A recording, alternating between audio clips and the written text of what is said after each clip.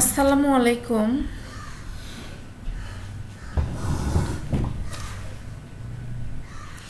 আসসালামু আলাইকুম। ওয়ালাইকুম ওয়ালাইকুম আসসালাম। আসসালাম। কেমন আছো তোমরা? ওয়ালাইকুম আসসালাম। আলহামদুলিল্লাহ ভালো। আপনি ভালো আছেন আপা? হ্যাঁ, আমি আছি, আলহামদুলিল্লাহ ভালো আছি। তোমরা সবাই যদি একসাথে থাকতা তাহলে আমি আরও একটু ভালো থাকতাম। যাই হোক, ভালো আছি।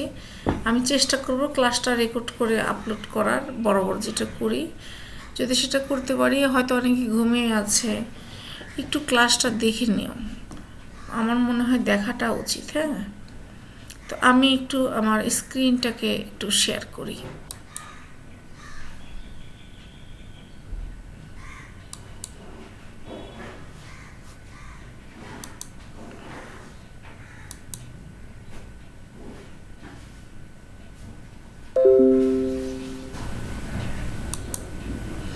তোমরা কি আমার স্ক্রিনটা দেখতে পাচ্ছ? জি আপা।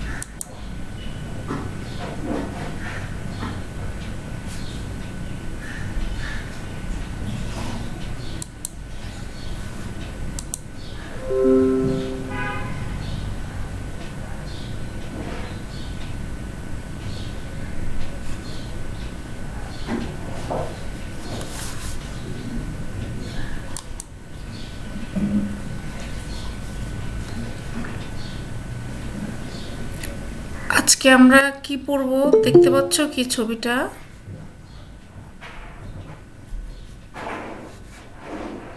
তোমরা কি জি দেখতে আপা। দেখতে পাচ্ছ? একজন বলো তো। জি আপা পাচ্ছি।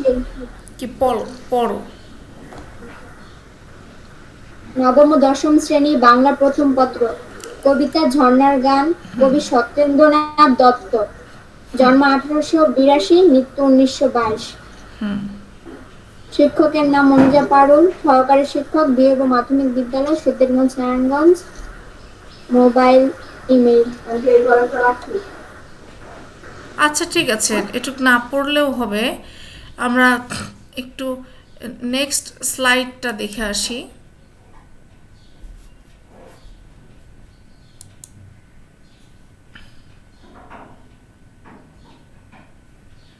এটা তো আমরা পড়লামই, দেখলামও।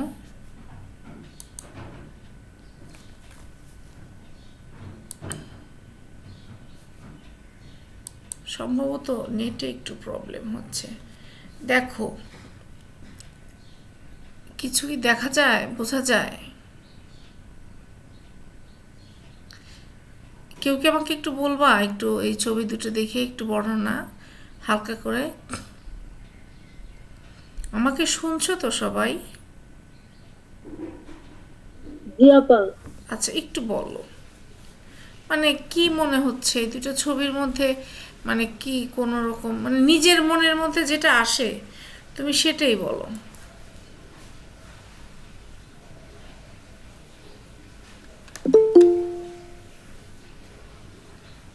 ভয় লাগে বলতে না? আচ্ছা, ঠিক আছে, যদি না বলতে চাও প্রবলেম নাই, আমরা কবিতায় চলে যাই। আমার পেজটা দেখা যায়? জি জি আপা। আপা। আচ্ছা, কবিতাটাকে আমি অন করেছি। একটু ইয়েস নো বলো প্লিজ। জি আপা, কবিতা দেখা যাচ্ছে। আচ্ছা আচ্ছা, আমি কি কবিতার সাইজটা একটু বড় করে দেবো নাকি এটা ঠিক আছে? এখন ঠিক আছে, ভালো মতো বোঝা যাচ্ছে। আচ্ছা আচ্ছা। তো আমরা তো কবি পরিচিতি মোটামুটি শুধু জন্ম আর মৃত্যুটা জেনেছি। তারপরেও দেখো এই কবি কোথায় জন্মগ্রহণ করেছে এগুলো আমাদের ছোট প্রশ্নের জন্য, মানে বহু নির্বাচনের জন্য লাগবে। তো তোমরা বই হাতে নাও আর একটা কলম হাতে নাও, আমি যেগুলো যেগুলো বলবো সেগুলো দাগাবা, কারণ এগুলোর পরে নৈর্ব্যক্তিক হবে বা পরীক্ষা হলে হতে পারে, কারণ তোমাদের জন্য তো এখনো সেভাবে নির্দেশনা আসে নাই। তোমরা কি, আচ্ছা ভালো কথা, তোমরা কি অ্যাসাইনমেন্ট তৈরি করছো? আমাদের নাই তো। আচ্ছা নাই, না। তাহলে তাহলে তোমাদের জন্য বিশেষ কোনো ব্যবস্থা আসলে আসতেও পারে। এই যে ক্লাসগুলো মিস করছো, তোমাদের কিন্তু অন্তত নৈর্ব্যক্তিকগুলো এবং কবিতা গল্পর সব ভাবটা, মূল ভাবটা তোমাদের নিজেদের মধ্যে রাখতে হবে, এই জন্যই আমার বলা। তো যাই হোক, আমি একটু পড়ি, তোমরা শোনো। 1882 খ্রিস্টাব্দে কলকাতার কাছাকাছি নিমতা গ্রামে কবি সত্যেন্দ্রনাথ জন্মগ্রহণ করেন। তত্ত্ববোধিনী পত্রিকার সম্পাদক ও, তোমরা নিজেরা জানো যে কোথায় কোথায় দাগ দিতে হবে, দাগিয়ে ফেলো। সম্পাদক ও 19 শতকের বিশিষ্ট প্রাবন্ধিক অক্ষয় কুমার দত্ত ছিলেন তার পিতামহ। পিতামহ মানে কি জানো কি? জানো কেউ? পিতামহ মানে দাদা, বুঝতে পেরেছ? একটু ইয়েস নো বলো। হ্যাঁ ম্যাডাম, জি ম্যাডাম। আমি তো বুঝবো না যে তোমরা শুনতেছো কিনা আমার কথা। তাহলে তার দাদার নাম ছিল প্রাবন্ধিক, মানে কি উনি প্রবন্ধ লিখতেন। প্রবন্ধ কোনগুলা? এই যে যেমন বই পড়া প্রবন্ধ, উপেক্ষিত শক্তির উদ্বোধন, এই যে এই ধরনের লেখাগুলোকে বলা হয় প্রবন্ধ। তো ওই রকম অক্ষয় কুমার দত্ত ছিলেন প্রাবন্ধিক, প্রবন্ধ লিখতেন। আর সত্যেন্দ্রনাথ দত্ত বিএ শ্রেণী পর্যন্ত পড়াশোনা করেছেন। দেখো সেই আমলে ছাত্রজীবন থেকে তিনি কাব্যচর্চা করতেন।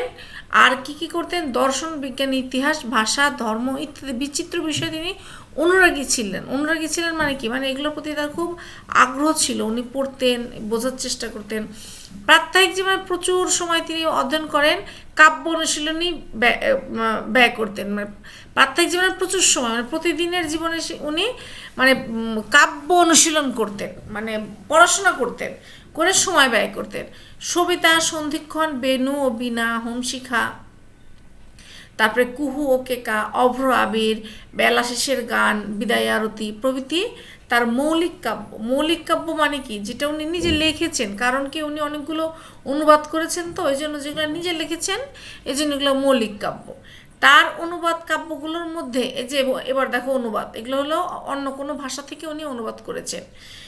তীর্থরেণু, তীর্থসলিল, ফুলের ফসল প্রভৃতি বিবিধ উপনিষদ, কবির, নানক প্রমুখের রচনা এবং আরবি, ফার্সি, চীনা, জাপানি, ইংরেজি, ফরাসি ভাষার অনেক উৎকৃষ্ট কবিতা ও গদ্য প্রমুখের রচনা এবং গদ্য রচনা তিনি বাংলায় অনুবাদ করেন। ছন্দ নির্মাণে তিনি অসাধারণ নৈপুণ্যের পরিচয় দিয়েছেন, এই জন্য তিনি ছন্দের রাজা বলে পরিচিত। ছন্দের রাজাও তাকে বলা হয়, ছন্দের জাদুকরও তাকে বলা হয়। তা আমাদের বইয়ে ছন্দের রাজা যেহেতু আছে, আমরা এটাই বলি। 1922 খ্রিস্টাব্দে মাত্র 40 বছর বয়সে তিনি পরলোক গমন করেন। এই যে আমি পড়লাম, তোমরাও কিন্তু পড়তে পারো, কিন্তু আমি বলাতে আমি যে যদি আমার ইনস্ট্রাকশন অনুযায়ী তোমরা যদি মেন মেন জায়গাগুলোকে একটু দাগ দিয়ে নাও, তাহলে দেখবা যে অন্তত এর মধ্যে থেকে নৈর্ব্যক্তিক 2-1টা আসলেও তুমি কি করবা, কি করবা? যদি নৈর্ব্যক্তিক আসে তাহলে দাঁড়াইতে পারবো, উত্তর দিতে পারবা। তোমরা যদি রেসপন্ড না করো তাহলে আমি বুঝবো যে তোমরা হয়তো অন করে তোমরা হয়তো ঘুমাচ্ছ বা অন্য জায়গায় চলে গেছো। এটা করলে কিন্তু হবে না। এবার বই খোলো, আমি কিন্তু বই থেকে দাগায় দেব। বই লিখতে হবে তোমাদেরকে, আমি লিখে রেখেছি, তোমাদেরকেও লিখতে হবে। বই খোলো, বই লিখবো না দাগাবো? বলো। বই লিখবো নাকি দাগাবো? বইয়ের মধ্যে এখন শব্দার্থগুলো লিখবা, কারণ এই কবিতাটা তো একটু কঠিন কবিতা, তাই না? আর তোমাদের 10টা 10-এ কি ক্লাস আছে? ম্যাম 10টা 10-এ তো পুরোপুরি ক্লাস শুরু হয় না, একটু লেট হয়। আমাদের পদার্থবিজ্ঞান। ও 10টা 10-এ, আমাকে কিন্তু 10টা 10-এর আগে ক্লাস শেষ করতে হবে। আর কবিতাটা বড়, আমি চেষ্টা করব টাইমের মধ্যে শেষ করে দেওয়ার, আর না হলে পরের দিন আমরা নেব। কিন্তু আমি খুব বিনীতভাবে তোমাদের অনুরোধ করব ক্লাসটা করো। তো যাই হোক, দেখো প্রথম প্যারাটা আমি পড়ি। চপল পায় কেবল ধাই, কেবল গাই পরীর গান, পুলক মোর সকল গায়, বিভোল মোর সকল প্রাণ। এই যে একটা স্তবক, এখানে তোমরা চপলের নিচে লিখবা হলো অস্থির বা চঞ্চল। আমরা যদি মানেটা লিখে নেই তাহলে আমার কবিতাটা বুঝতে, আমি জানি যে এই কবিতাটা অনেকের কাছে অনেক কঠিন লাগে, সেজন্য আমি দেখলাম যে একটু বুঝিয়ে দিই যতটুকু পারি। চপল অর্থ চঞ্চল, লিখে নাও নিচে চট করে। ধাই অর্থ কি? দৌড়ানো বা ছুটে বেড়ানো, দৌড়ানো, ঠিক আছে। কেবল গাই পরীর গান, কেবল গাই পরীর গান, আমি একটা পিকচার দেখিয়েছিলাম তোমাদের। পুলক মোর সকল গায়, বিভোল মোর সকল প্রাণ। দেখো এখানে পরীর গান, আসলে কবিতাটা কি হয়েছে কি, তোমাদেরকে শুরু করার আগে আমার একটা কথা বলার ছিল।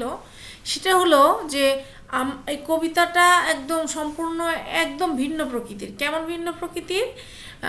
আমি কথা বলার মধ্যে মধ্যে একটু তোমরা জি ম্যাম, হ্যাঁ ম্যাম একটু বইলো, হ্যাঁ, তাহলে আমি বুঝবো যে আছো তোমরা আমার সাথে। যেমন আমরা যদি আমরা সবসময় আমাদের নিজেদেরকে প্রকৃতির সাথে তুলনা করি, যে বাহ মেয়েটি তো ফুলের মতো দেখতে, বা আজকের তোমার গায়ের রং কাঁচা হলুদের মতো, এরকম বলি না আমরা? জি আপা। হ্যাঁ, কিন্তু এই কবিতাটা হয়েছে কি, প্রকৃতি মানুষের সাথে তুলনা করেছে, একদম সম্পূর্ণ উল্টা। মানে প্রকৃতি, ঝর্ণা প্রকৃতি না? জি আপা। হ্যাঁ, ঝর্ণা প্রকৃতি, প্রকৃতি মানুষের সাথে, মানুষের চালচলন যেমন করে চলে সেভাবে প্রকৃতির যে একটা উপাদান ঝর্ণা, সেই ঝর্ণাটা কেমনভাবে চলে, কেমনভাবে কি করে না করে, সে যেন নিজেই বলছে। আর তার বলাটা কবি ছান্দিক আকারে, ছন্দের আকারে কবি সেটা বলে বলে দিচ্ছে। এবং এখানে কবি এটা এটা অনেকটাই কাল্পনিক কবিতা। বিষয়টা যে তুমি হয়তো বলতে পারো যে ম্যাডাম পড়ি আবার গান গাই কিভাবে? আমরা তো আসলে পড়ি দেখিনি, কিন্তু আমাদের রূপকথার জগতে আমরা কিন্তু জানি পরীর পাখা আছে, পরী ওড়ে, পরী ফুলের বাগানে থাকে, গান গায়। তাহলে এই যে একটা কবির কল্পনা, তাহলে চপল পায় কেবল ধাই, কেবল গাই পুলক, কেবল গাই পরীর গান, পুলক মোর সকল গায়, বিভোল মোর সকল প্রাণ। পুলক মানে আন্দোলিত হওয়া, আমি লিখেছি, বা তৃপ্ত। পুলকের নিচে লেখো তৃপ্ত, আর বিভোলের নিচে লেখো অচেতন, অচেতন। আর মোর মানে তো আমার, এটা তো লেখার দরকার নেই, সকল প্রাণ। তার মানে কি, আমি চঞ্চল পায়ে শুধু ছুটেই চলি, এবং আমি যখন ছুটে চলি তখন আমি পরীর গান গাই, এবং যখন আমি পরীর গান গাই তখন আমার সমস্ত শরীর, সকল গা তৃপ্ত হয়, এবং আমি কি হই, আমি অচেতনে, আমার সকল প্রাণ আমার অচেতন হয়ে যায়। মানে আমার এত ভালো লাগে। বুঝতে পেরেছো কি প্যারাটা?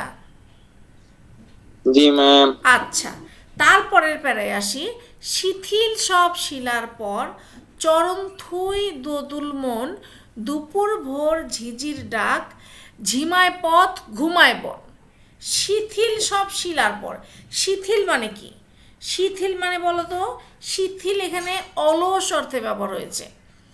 মানে শিলাগুলা এমনি, মানে তোমরা তো সমুদ্রের ধারে, সমুদ্রে যেমন অনেকেই ঝর্ণার ধারে গেছো, শিলাগুলা যেখানে এইটা ঝর্ণার পানিটা পড়ে, যে শিলাগুলো থাকে মনে হয় যে অলস আকারে আছে, ওর গায়ের উপরে পড়তেছে, ওর কিছুই করার নাই। সেরকম শিথিল কোথায় যেন, শিথিল সব শিলার পর, শিলার পর, এই পর মানে হলো উপরে, যত শিলার উপরে, চরণ থুই তো দুর্বন। ঝর্ণা আবার চরণ থুই কিভাবে? ঝর্ণা যখন পড়ে তখন ওই পড়াটাকে সে বলতেছে চরণ থুই, এবং যখন আমি ওই শিথিল অলস শিলার উপরে আমার চরণটা থুই, তখন আমার মনটা দুলে যায়, আমার মন দুলে ওঠে। দুপুর ভোর ঝিঝির ডাক, ঝিমায় পথ ঘুমায় বন। সারা দুপুর, মানে একদম দুপুরে এত নির্জন অবস্থা, পরের পেরাতে আমরা এটা বর্ণনা করব। শুধু সে ঝিঝির ডাক শোনে। কেন শোনে? কারণ পথগুলো ঝিমায়, বনগুলো ঘুমায়। এ কারণে চারিদিক নিস্তব্ধ থাকে। সে চলার পথে তখন তার মন দুলে যায়, সে একদম অলস শিলার উপরে চরণ থুয়ে মন দুলে যায়, এবং ওই সময় চলার পথে সে দেখে কি দুপুরবেলা ঝিঝি ডাকছে, এবং পথগুলো ঝিমাচ্ছে, বন ঘুমাচ্ছে। বুঝতে পেরেছ? জি আপা। বিজন দেশ কুজন নাই, নিজের পায়ে বাজাই তাল, একলা গাই একলা ধাই, দিবস রাত সাত সকাল। এবার আমরা লিখব এইগুলোর অর্থ, একটু শব্দার্থ লিখে লিখে নিলে আমার একটু বোঝার সুবিধা হয়। বিজনের নিচে লেখো জনশূন্য, কুজনের নিচে লেখো পাখির ডাক।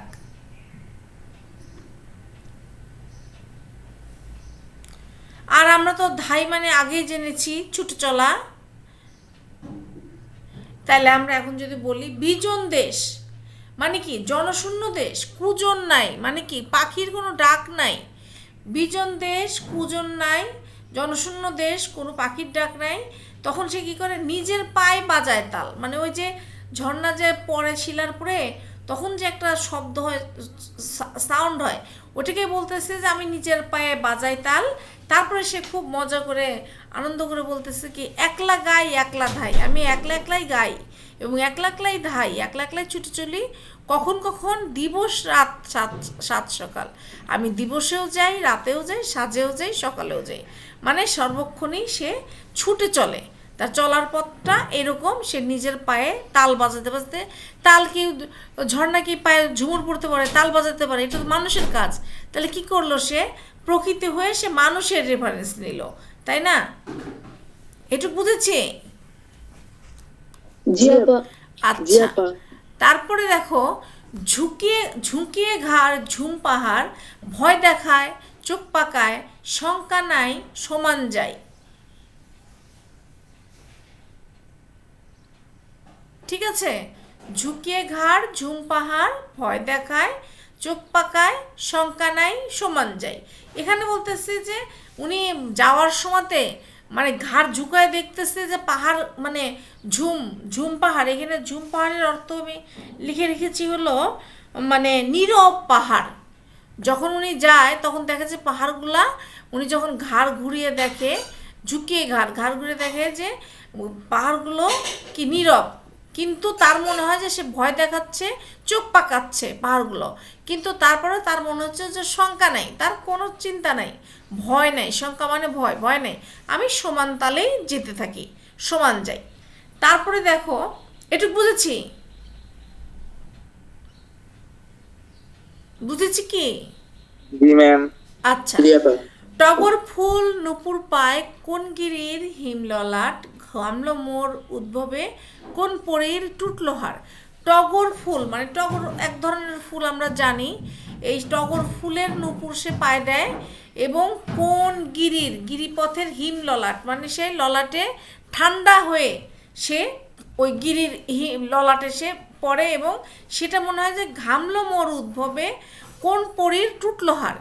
এইটা করার সময়তে তার মনে হয় যে হয়তো কোনো আমি যে চলে নুপুর পায়ে চলছি, চলার পথে যে হিমললাটে যে পড়া আছে টগর ফুল নুপুর এগুলো পড়া আছে, এগুলো চলার পথে কোনো পরীর আবার গলা থেকে হাড় টুটলো মানে কি ছুটে পড়া, পড়ে গেল, ছিটে যাওয়া, টুটলো টোটা মানে ছিটে যাওয়া। ঠিক আছে, যেমন তার চলার পথে হাড় মানে এত জোরে সে চলে তার তো কোনো শঙ্কা নাই, সমান যায়, কার কি হলো তার কোনো এদিকে নেই, চিন্তা নেই, টুটলো হাড়, এটাতে এটা বোঝানো হয়েছে। এবার দেখো কোন নাচের উৎসবে খেয়াল নাই নাই রে ভাই, পাইনি তাই সংবাদী, ধাই খিলাই খিলখিলাই। আচ্ছা, এটা আমার মনে হয় যে এই প্যারাটা এখানে শেষ হবে। টগর ফুল নুপুর পায় কোন বিড়ির হিমললাট, ঘামলো মোর উদ্ভবে কোন পরীর টুটলো হাড়, কোন নাচের উৎসবে মানে কোন নাচের উৎসবে মানে যখন যে আমরা খেয়াল করছো কিনা টিভিতে যখন অনেক নাচ খুব জোরে জোরে হয় তখন দেখা যায় যে কারো গলা থেকে পা থেকে ঝুমুর খুলে যায়, অনেকের শাড়িটাও খুলে যায়, এরকম হয়। তো এটা উনি এখানে বলতেছে যে এইটা করতে যে কোন কোন নাচের উৎসবে হয়তো কোনো পরীর হাড় ছিঁড়ে গেল। তারপরে দেখো খেয়াল নাই নাই রে ভাই, পাইনি তাই সংবাদী, ধাই লীলায় খিলখিলাই, বুলবুলির বোলসাধি। তাহলে এই জায়গাতে আমরা আরেকবার বলি, খেয়াল নাই নাই রে ভাই, পাইনি তাই সংবাদী, ধাই লীলায় খিলখিলাই, বুলবুলির বোলসাথী। এখানে দেখো বলতেছে কি বলতেছে, ধাই লীলাই না কোথায় যেন, খেয়াল নাই রে ভাই, মানে তার চলার পথে কোনো খেয়াল নাই, এজন্য সে কোনো কিছুরই সঙ্গত পায় না। ধায় লীলায় সে আনন্দের সাথে ছুটে চলে, ধাই মানে ছুটে চলা আগে আমরা জেনেছি, এবং সে খিলখিল করে হাসে এবং বুলবুলির বোল সাথে, বোল মানে কি, বোল মানে বলো তো, বুলবুলির বোল সাথে মানে বুলবুলির সৌন্দর্য, সৌন্দর্য মানে বুলবুলি পাখির যে সৌন্দর্য, সে সৌন্দর্য মনে হয় যে সে ফুটিয়ে তোলে। তারপরে দেখো, বন ঝাউয়ের ঝোপগুলোয় কালসারের দলচরে, বন ঝাউয়ের ঝোপগুলোয় কালসারের দলচরে, শিংশিলায় শিলার গায়ে ডালচিনির রং ধরে।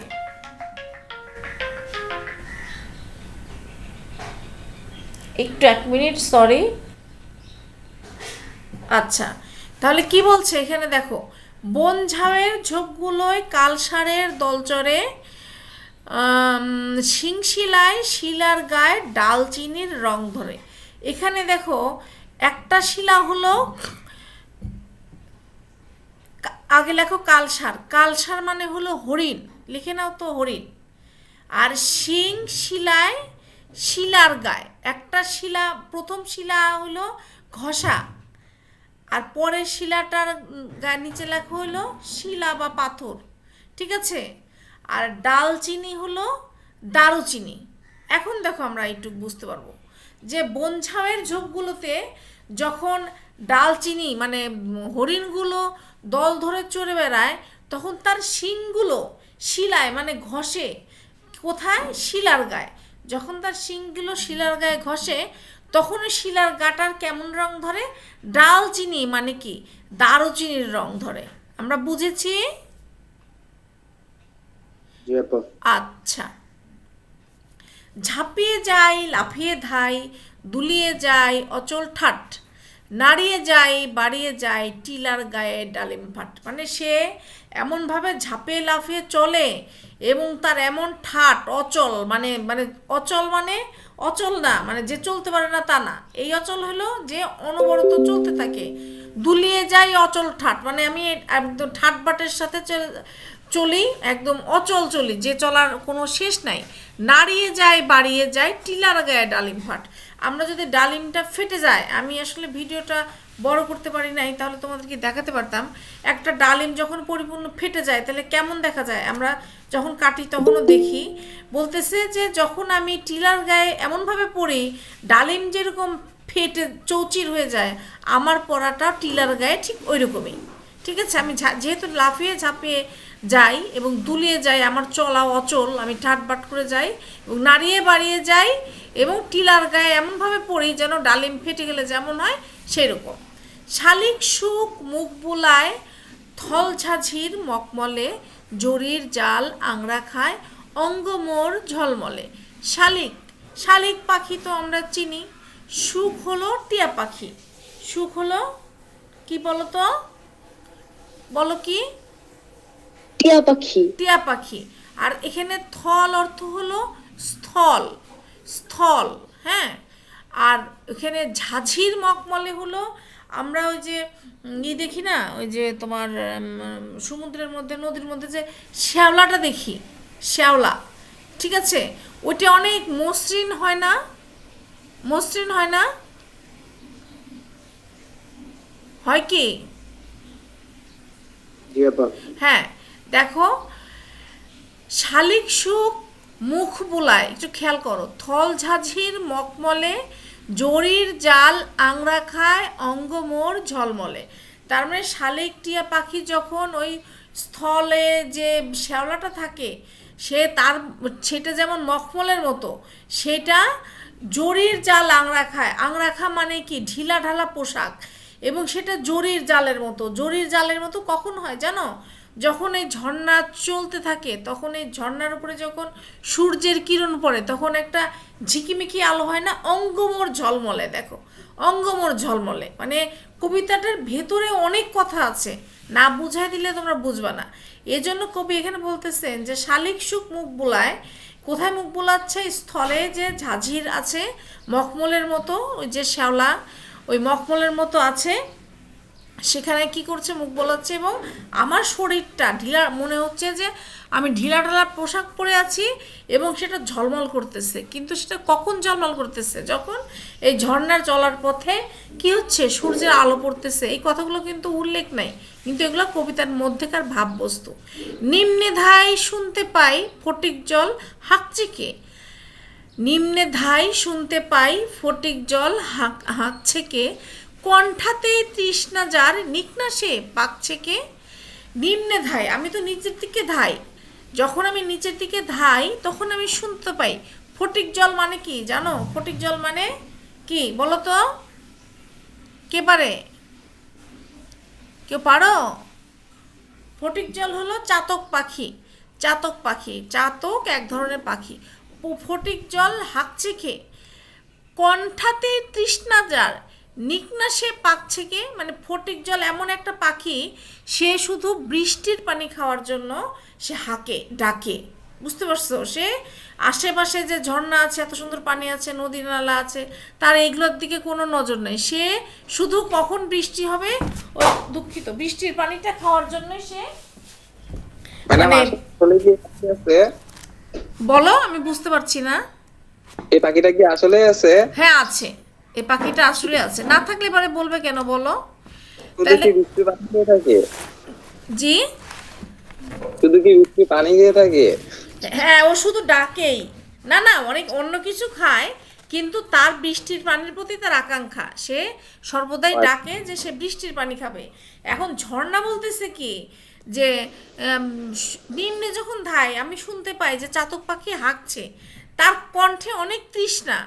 আমি যখন চলি তখন ধরো তো শিলার পরে পড়ি, কাদা মাটি পড়ি, তে সে নিক না, পাক মানে কাদা, এই পাকছে কি, একটু পানি খাক না, একটু খাক, তার খালি তো সমস্যা নাই, তার বৃষ্টির পানির জন্য মানে হাঁক দিতে, মানে হাঁকতে হবে কেন?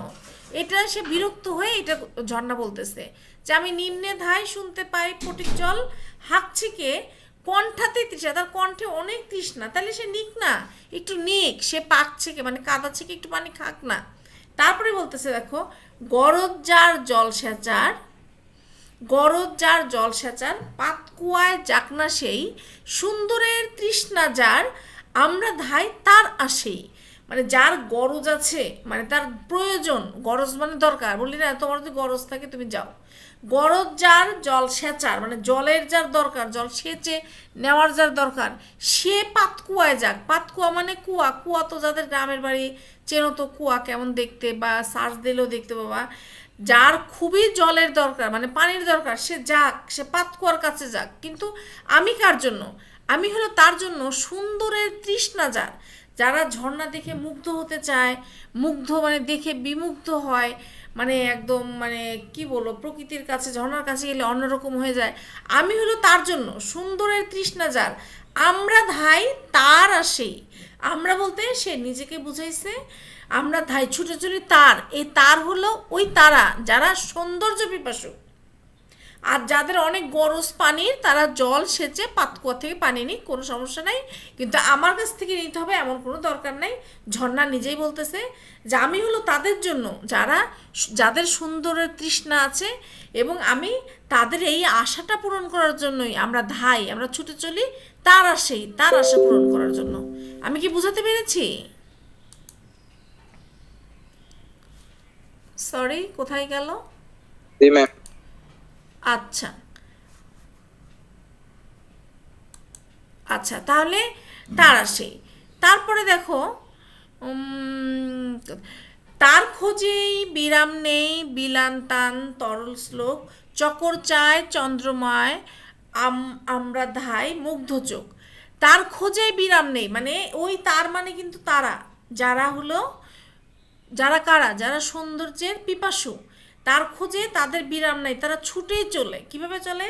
বিলাই টান, টান মানে তাল, সুর, শব্দ, তরল শ্লোক, শ্লোক মানে এখানে ছড়া, কবিতা, গান। আমরা বিলিয়ে দেই, মানে ওই যে ঝর্ণার যে পানিটা পড়ে তখন যে একটা সাউন্ড হয়, এই যে একটা মিষ্টি মধুর সাউন্ড, এইটার জন্যই আমরা সৌন্দর্য, যারা পিপাসু তারা যেন আমাদেরকে দেখে, খোঁজে, তাদের খোঁজে আমাদের কোনো বিরাম নেই, আমরা টান বিলিয়ে যাই, ছড়ার মতো শ্লোক করি, যেমন করে চকর চায় চন্দ্রমায়। চকরও আবার এক ধরনের পাখি, বুঝতে পারছো? আমি দেখি একটু শিওর হয়ে নেই। এটা কেমন পাখি ম্যাম? হ্যাঁ, চকর না কি যেন বললেন, এটা আবার কেমন পাখি? চকর না, এক আমাদের- ধরনের পাখি। সে হলো কি করে জানো, সে হলো এখানে ফটিক যেমন বৃষ্টির পানির জন্য চেয়ে থাকে, আর চকর হলো চাঁদের আলোর দেখার জন্য সে মানে মানে খুব বিমুগ্ধ নয়নে চেয়ে থাকে, বুঝতে পারছো? তাহলে এখানে বলতেছে উনি এই কবিতাটা বললাম না যে সবই উপমা, মানে তোমাদের একা একা বোঝা মুশকিল। এই জায়গায় কি বলছে যে তার খোঁজেই বিরাম নেই, বিলাই তান তরল শ্লোক, এটুক তো বুঝছি, এটুক বুঝছি না যে আমাদের কোনো বিরাম নাই, আমরা আমাদের তাল ছন্দ শ্লোক ছড়া কবিতার মতো করে আমরা বিলিয়ে যাই, যেমন করে চকর চন্দ্রমার দিকে তাকিয়ে থাকে তেমন করে তারা যেন মুগ্ধ হয়ে আমাদেরকে দেখে। আমরা চাই মুগ্ধ চোখ, আমরা আবার মুগ্ধ চোখে দেখি যে তারা আমাদেরকে দেখছে। কি ক্লিয়ার হয়েছে বিষয়টা? মানে এই সৌন্দর্য পিপাসুদের জন্যই কিন্তু ঝর্ণার ছুটে চলা এবং তার এত কিছু করা, এবং এজন্যই সে ওই যে প্রথমে পরীর গান, পায়ে নূপুর পড়লো, এটা করলো সেটা করলো, অনেকগুলো সে উদাহরণ দিয়েছে। তারপরে আবার বলছে আমরা চাই মুগ্ধ চোখ চপল পায় কেবল ধাই, না সরি ওইটা তো পড়েই গেলাম। শেষের বেলাটা হলো চপল পায় কেবল ধাই উপল ঘায় দিয়ে ঝিলিক, দোলদোলায় মন ভোলায় ঝিলমিলায় দিক বিদিক। চপল পায়ে, এটা তো আমাদের প্রথম লাইনে আছে, চঞ্চল পায়ে কেবল ধায়, শুধুমাত্র কেবল মানে শুধুমাত্র আমরা ছুটেই চলি উপল ঘায়, উপল মানে পাথর, আমরা পাথরের উপরে আঘাত করে, ঘায় মানে পাথরের উপরে আঘাত যখন দেই তখন একটা দি ঝিলিক মানে ঝিলিক দিয়ে ওঠে। চপল পায় যখন কেবল ধায় উপল ঘায় দি ঝিলিক, যখন আমরা ঝিলিক দেই দোলদোলায় মন ভোলায়, তখন যখন আমরা ঝিলিক দেই তখন আমাদের মনটা দুলে যায় এবং মনটা ভুলে যায় এবং মন ভুলিয়ে দেই। দেখো না ঝর্ণার কাছে উপর থেকে যখন ঝর্ণা ওই নিচে উপলের পরে পড়ে, পাথরের উপরে পড়ে, তখন একটা ঝিলিক দিয়ে ওঠে বা একটা সাউন্ড হয়, ওটাতেই ওর নিজেকে মনে হচ্ছে আমি দুল দোলাচ্ছি এবং যারা দেখতেছে তাদের মনটা ভুলে যাচ্ছে। ঝিলমিলাই দিক বিদিক, আমরা এই ঝিলমিল করি সব দিকে, চারিদিকে ঝিলমিল করি আমরা, বুঝতে পেরেছ? একটু কিছু বলো। জি আপা, তাহলে বুঝতে পারছি। কবিতাটা তো তোমাদের কাছে তো একটু মানে মানে হয়তো অতখানি বুঝতে পেরেছিলে কিনা জানি না, কিন্তু আমি আমার জায়গা থেকে চেষ্টা করলাম একটু বোঝানোর। এখন তোমরা কতটুকু বুঝছো এটা তো আমি বুঝতে পারতেছি না, একটু হলে আগের চেয়ে কি একটু বেশি বুঝছো? জি আপা, আচ্ছা জি ঠিক ম্যাম, আছে, মোটামুটি ভালোই। মোটামুটি ভালোই বুঝছো। তাইলে দেখো আমরা হলো ওই যে ইতে যাই, আমি এখানে আরও কয়েকটা সিন রেখেছি, বেশি সিন না, আমি বললাম না যে আমি রেডি করতে পারিনি, তাহলে অনেক সুন্দর করে তোমাদেরকে আমি দেখাতে পারতাম। যে তোমরা যেহেতু বড় বাচ্চা তো তোমাদেরকে একটু ডিজাইন করে দেখালে পরে। ম্যাডাম, হ্যাঁ বলো। আমার ম্যাডাম আমার তো ফিজিক্স ক্লাস শুরু হয়ে গেছে, আমি যাই, 8 মিনিট লেট হয়ে গেছে। আচ্ছা আমি এখনই শেষ করে দেবো, 1 মিনিট এখনই শেষ করে দেবো, যে আমি এটা দেখিয়ে তোমাদের সাথে আমি ক্লোজ করে দেবো, আর বেশিক্ষণ না। তাহলে আমি ভিডিওটা বানিয়েছিলাম, আমার যেহেতু ছবির নিচে পড়েছে, পরে তোমরা অনলাইনে দেখতে পাবা। এই যে ঝর্ণার গান, এই যে আমি এটাকে পড়িয়ে একটা এইভাবে ছবি কালেকশন করেছি। এখানে ঝর্ণার গান, দেখো ঝর্ণা পড়ছে এখানে ঝিলমিল করে। তারপরে আমি তোমাদেরকে সবাইকে উপস্থিত থাকার জন্য কি করছি বলো তো, আন্তরিক শুভেচ্ছা জানিয়েছি, ধন্যবাদ। ছেলে মেয়ে দিয়ে ক্লাসটা করা, ওকে?